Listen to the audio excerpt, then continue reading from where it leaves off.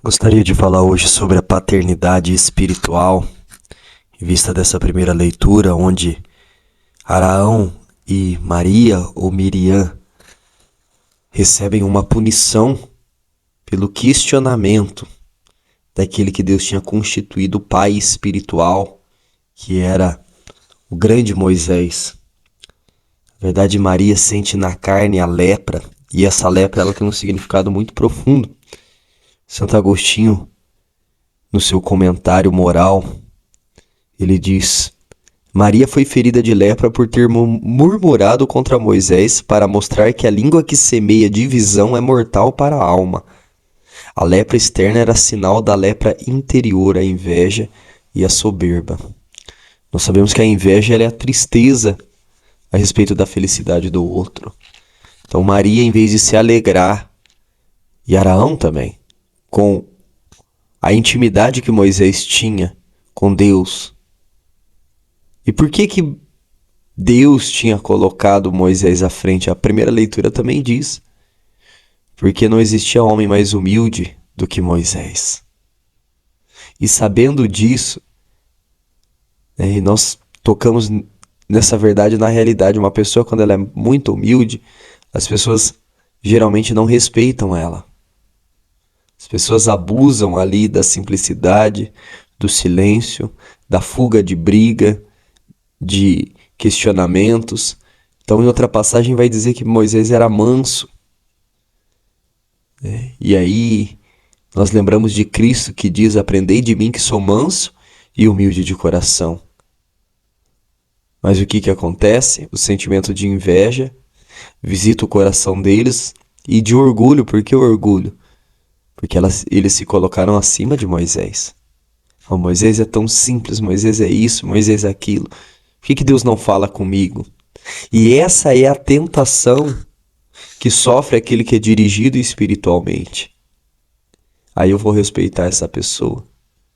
Agora eu já estou mais elevado, agora eu já tenho mais missão, agora eu já estou na coordenação disso e daquilo. E a pessoa, ela esquece que foi pela direção e pela oração do seu pai espiritual, daquele que conduziu, dirigiu a sua alma, que ele conseguiu crescer. Se é que isso pode ser chamado de crescimento, a questão de um cargo. Mas para que entendamos o quanto hoje as pessoas elas têm dificuldade de ser dirigidas espiritualmente, de ser constante, de ser fiel, de não se afastar do Pai. São João Clímaco, para mim, é um dos que trabalham melhor essa questão da paternidade no seu livro A Escada do Paraíso. E ele usa essa figura aqui para falar do pai espiritual. Ele usa outra figura de Moisés também, que está em cima do monte, enquanto o povo vai para a batalha, de mãos levantadas. Enquanto Moisés está com as suas mãos levantadas, o povo de Israel vence a guerra. E São João Clímaco fala que o pai espiritual é esse, que fica na intercessão, que fica travando a luta espiritual para que o seu dirigido, para que o seu filho espiritual vença as guerras. E algo que vem no meu coração é que, às vezes, a pessoa ela tem muita dificuldade ali, né, daquilo que é pedido de amargo, de renúncia, de obediência. E aí São João Clímaco fala: se você tendo alguém te dirigindo já está difícil, imagina sem alguém para te dirigir.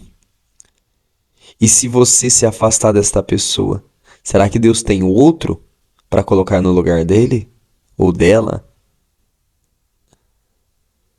A paternidade espiritual é uma graça.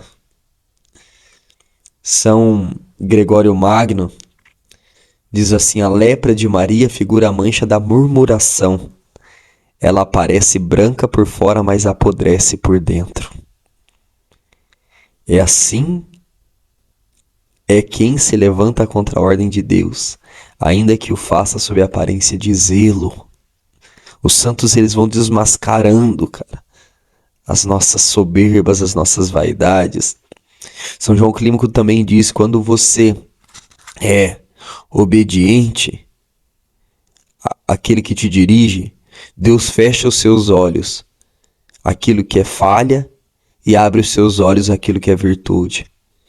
Mas ao contrário, quando no teu coração o orgulho já toma conta, Deus fecha os teus olhos para aquilo que é virtude daquele que está te dirigindo. Desculpa, Deus não, o demônio fecha os teus olhos para aquilo que é virtude, para aquilo que esse pai já fez na tua vida e começa a mostrar somente as falhas e os pecados. Porque é interesse do diabo que você não seja dirigido, que você caminhe a sapalpadelas na cegueira. Santa Catarina de Sena sobre o sacerdócio. Ontem até fiz um vídeo de oração pelo sacerdote. E Santa Catarina de Sena tem uma frase disso que exprime muito bem isso, que ela diz que ainda que o sacerdote fosse um demônio, ela se submeteria porque ele toca no corpo de Cristo. Um demônio no sentido de uma pessoa difícil de ser lidada. Então, o padre, que também representa esse homem espiritual, esse pai espiritual, esse homem que foi chamado a nos conduzir, esse homem que foi chamado a estar à frente de um povo, e muitas vezes nós não conseguimos, principalmente quando temos essa dificuldade, quando nos custa obedecer, quando é pedido amargo. Aqui achei a frase: ainda que um sacerdote fosse o próprio demônio, não devo levantar-me contra ele, mas apoiar-me na autoridade que ele recebeu de Deus. Então essa frase de Santa Catarina de Sena, né, uma frase tão forte: ainda que um sacerdote fosse o próprio demônio, não devo levantar-me contra ele, mas apoiar-me na autoridade que ele recebeu de Deus. Faz com que eu tenha esse olhar espiritual para aquele que Deus colocou para me conduzir. Foi o que não aconteceu com Maria e Araão aqui, onde eles perderam essa visão espiritual, onde eles perderam esse olhar místico de quem estava à frente, de quem conduzia. E aí esse orgulho visita a alma deles, e o que acontece? O castigo vem, a punição vem. Existe uma outra frase de um santo da igreja, São Tomás de Aquino, que diz: a lepra de Maria foi medicinal, serviu de correção para ela e de exemplo para todo Israel.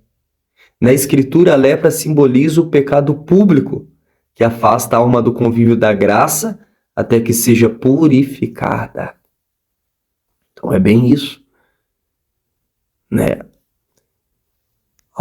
Esse atentado contra Deus, né? Ele vai gerar uma consequência na minha vida. Deus tem um caminho de salvação para cada um de nós. E aí eu me rebelo contra este caminho, eu quero tomar a frente, eu não quero seguir os passos, vai vir uma consequência. E o que é consequência? Se não o pecado grave, ao menos uma dificuldade imensa, maior, de conseguir alcançar as virtudes que Deus tinha para mim de uma maneira mais simples e mais fácil, ou vencer espécie de tentações, de combate espiritual que a minha alma traz. Por isso os santos são unânimes em falar que quando eu trago uma situação, uma tentação ou um pecado, quando eu trago as claras para um sacerdote ou para um diretor de almas, aquele demônio, ele é desmascarado. Então esse demônio mudo que quer impedir com que você tenha acesso a uma direção espiritual ou alguém ali que te aconselhe. Por quê? Porque a ação espiritual sabe que ali vai vir luz para as trevas, vai iluminar a tua escuridão. São João Crisóstomo, quando alguém fala contra aquele que Deus constituiu, não fere ao homem, mas ao próprio Deus que o ungiu. Por isso Maria ficou fora do acampamento, para que todos vissem que Deus mesmo a julgará. O que eu estou falando aqui. Quando alguém fala contra aquele que Deus constituiu, arruma confusão com quem? Com o próprio Deus. E isso é terrível. E isso acaba tendo um peso de maldição. Lógico que São João Clímaco também vai dizer que para você ter uma pessoa como guia, essa pessoa ela tem que ser provada na fé. Você tem que analisar. Mas depois que provado e analisado, ali tem um homem, uma mulher de Deus, é obediência. Obediência cega. Por isso que você vê nos relatos dos padres da igreja, dos padres do deserto principalmente, o quanto eles humilhavam, faziam pedidos ali que ilógicos para os seus súditos, para gerar neles obediência, coisas que fugiam à racionalidade ali. E eles abaixavam a cabeça, por quê? Porque viam naquele diretor o próprio Deus e não reclamavam e não murmuravam. A devoção é isso, a prontidão em obedecer, a prontidão, a aptidão, e antes do pai falar, o filho já está atento e já resolver, e já dar o passo, e já adiantar o serviço, e já sem procrastinação. Para o brasileiro é muito difícil isso. Nós tivemos uma aula esses tempos sobre o livro Filoteia, né, de São Francisco de Sales, quando ele vai falar do diretor de almas. E aí o padre Paulo Ricardo dava esse exemplo do karatê que ele faz, e tem um rapaz abaixo ali do Sansei, não sei se é esse o nome, mas que antes do líder fazer alguma coisa, ele percebeu que aquele homem sempre estava adiantado. E aí ele pergunta, né, vai ali conversar por quê, e aí o Sansei diz isso para ele, né, que o brasileiro ele tem muita dificuldade nessa obediência, e o japonês ele já é mais disciplinado. Então antes ali, percebendo que já vai acontecer, essa pessoa já ia e fazia, ou já ia e trazia os equipamentos que precisavam ser trazidos ali, e ele fazia essa ligação com a devoção. Uma pessoa devota a Deus, a um santo, é uma pessoa que tem essa prontidão aos pedidos de Deus. E nós que por natureza somos indisciplinados, né? Isso já vem desde criança, vai tomar banho, tô indo, e nunca aquela prontidão, e nunca aquela exatidão. Isso vai se repercutir lá na frente. Também com uma paternidade espiritual, também com Deus. E Nossa Senhora, a Rainha dos Corações, vinha tirando de nós essa indisciplina, essa desobediência, essa rebeldia, e nos dê a graça de uma obediência e de uma prontidão no serviço a Deus, para que possamos, meus irmãos, crescer em graça e em sabedoria.